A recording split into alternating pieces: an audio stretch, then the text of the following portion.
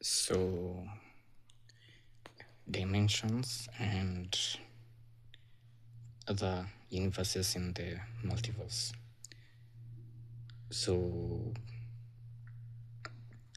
they basically revolve or rather exist among the prime universe. So, prime universe is basically what I'm referring to as our universe. So, this current universe, the universe that we're experiencing, so that's universe prime. So, dimensions and the other universes in the multiverse, they exist within this universe. If you can remember, I mentioned that there's only one universe, and in that one universe is all the other universes in the multiverse, where each individual human being is that particular universe. So that was a particular view on it. But for now, I'm referring to the sci-fi version of it, or rather the scientifically explained version of it, where the multiverse is multiple existing universes which exist due to different possibilities, and you rather you have an understanding of how these possibilities bring these multiple universes to existence. So that's the multiverse. And dimensions is from there being no length or width to there being, okay, so no dimensions, basically there even isn't a point, like no coordinate or anything. So 1D is the single coordinate, 2D is the line, 3D is the shape, square, circle, all that. And 3D is an object. So let's say a cube, a cylinder, pyramid. 4D is the rate of change of that object. So a sphere moving, a cube breaking down, a pyramid being built up. So that would be 4D, and so on. The explanations of how these particular dimensions work. But a simple take on it is that the 2D is the shadow of the 3D, and the 1D is the shadow of the 2D.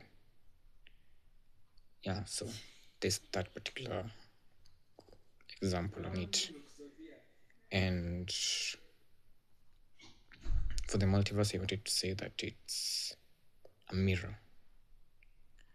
So it's showing you what you could have been.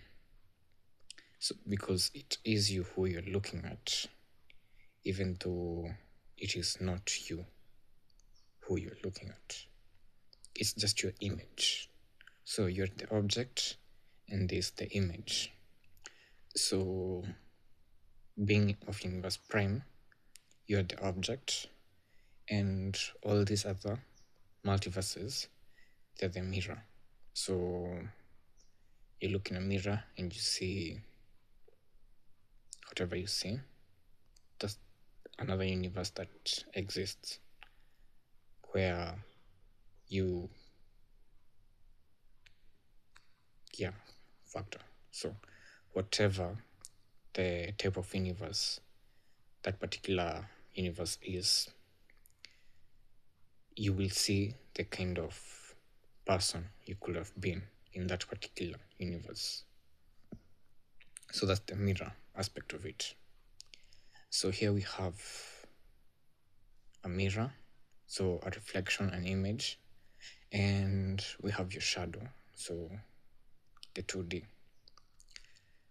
So being of universe prime, let's use the 3D and we can reference between 2D and 4D.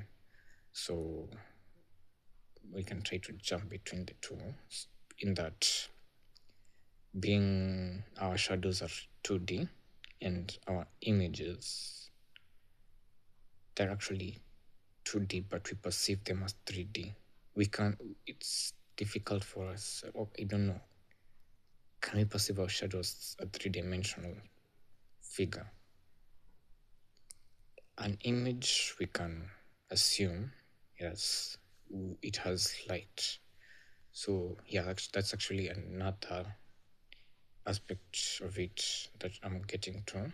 But yes, we can perceive depth in a mirror. We can assume that, yes, this is 3-dimensional based on how light interacts. Basically, how you receive light to your eye from the sun, so that you'll be able to perceive the 2-dimensional image that you see as the 3-dimensional world. That's the same thing that happens in the mirror. It's the same light that came from the sun. It's just that it's being reflected from another surface to show you exactly what is there. So yeah. Okay. So the mirror and the shadow. So the light and the darkness part of it. So the light, it's coming from the sun. It bounces off an object, and that's what helps us see. For shadow, it's us, ourselves, who are deflecting that light. We're absorbing all that light, and therefore it does not really show off. Yeah, so basically you rob that light from where it was supposed to reach. Yeah, kind of, sort of. Basically, consider a shade. Like if you're shading somewhere, you're sitting under a tree, maybe under a building, inside a building, and so on. You're basically inside the shadow of that particular object. That's the meaning of a shade. And actually, the best way to get shaded is to ensure that your shadow is completely masked by the shadow of the object that's shading you. So yeah, that's how shadows come about. It's basically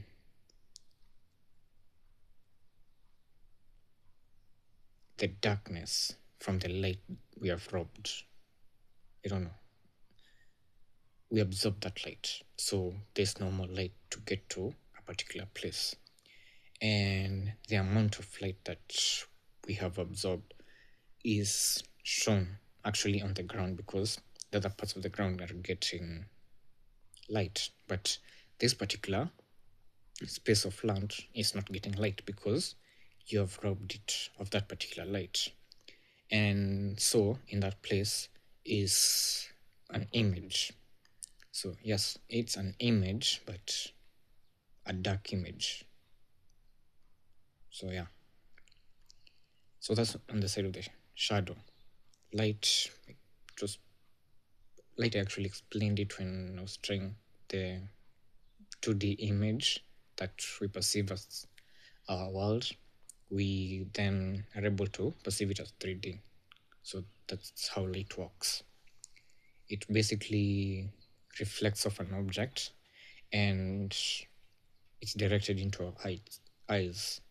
So it's our brains that interpret that entire signal and recreates the 3D aspect of it. So as much as the image that comes to our eyes are two-dimensional, the world that we exist in is three-dimensional, and that's why our brain is compensating for that. So yeah,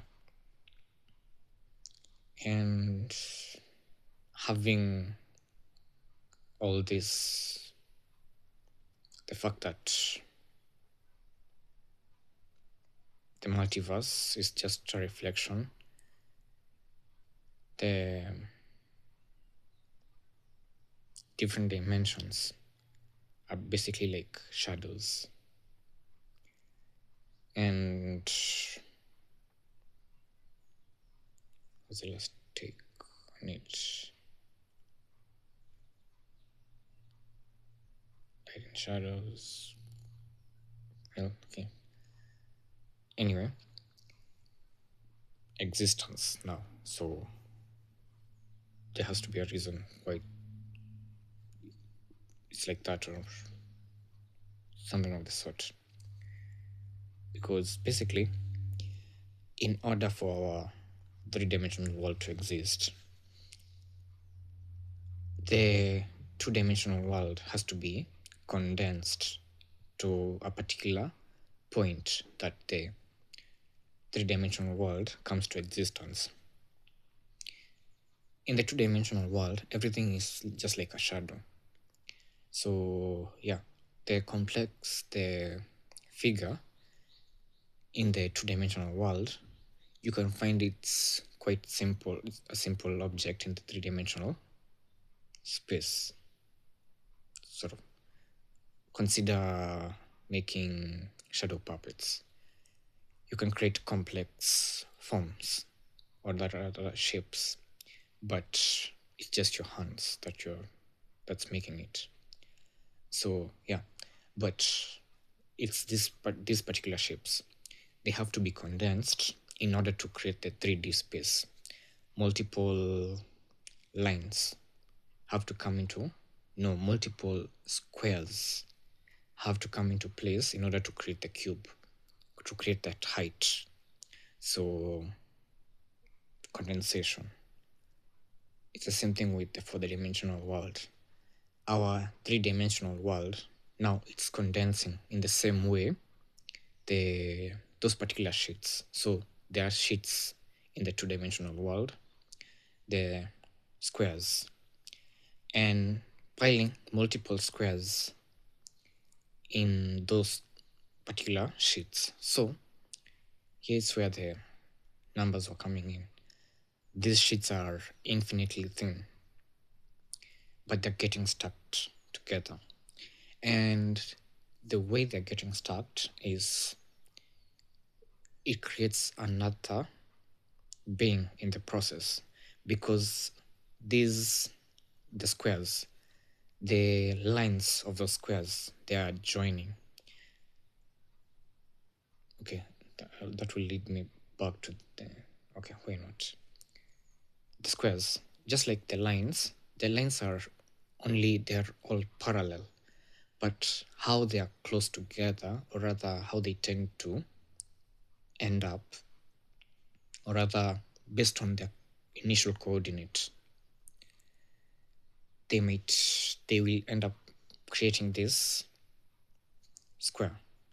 So before came the square, it was just the length, so continuous, and this line is from that particular point, multiple points creating that line, multiple lines creating that square, multiple squares creating that cube. So at the cube now, multiple cubes creating time. So that's the fourth dimension. And that's the shadow side of it. The dimensions, how the dimensions have been piled up. And the reflection side of it is, now we're basically looking at the condensed world, the space that has come to be. But then, as the multiverse, there are multiple universes within this particular universe, this particular space. Where is that particular space being filled? Which brings us to quantum theory, which states that you can either know the velocity. Is it the velocity? Not the velocity. The magnitude, but not the place. Okay, you can know the direction, but not the place, or the place, but not the speed. Okay, wow, I forgot. But yeah, so a particular particle can be at a particular point, but once you deduce that particular point, it is fixated on that particular point. But previously, it was just a random number. So the moment, so this is where the multiple universes come in now. When you've made that particular decision that this is the particular value, or rather you've deduced that this is the particular value, another universe, it was a different value. So if putting it in terms of coordinates, so if you find it's in if it's here, in another universe, it is here, and in another universe, it is here, and in another universe, it is here. So that's how they exist in the same space at the same time. So yeah, the same space at the same time. But it's not conflicting, because again, you look in a mirror, you see your universe, the universe prime, not another universe. But that particular universe still exists. And if you make the choice that it is that particular universe where you exist in, then you end up seeing that particular universe. Yeah. Kind of. So yeah, it's basically, this is the value that you've come to. So yeah, you're saying like, this is the value that you've come to. And so it reflects still.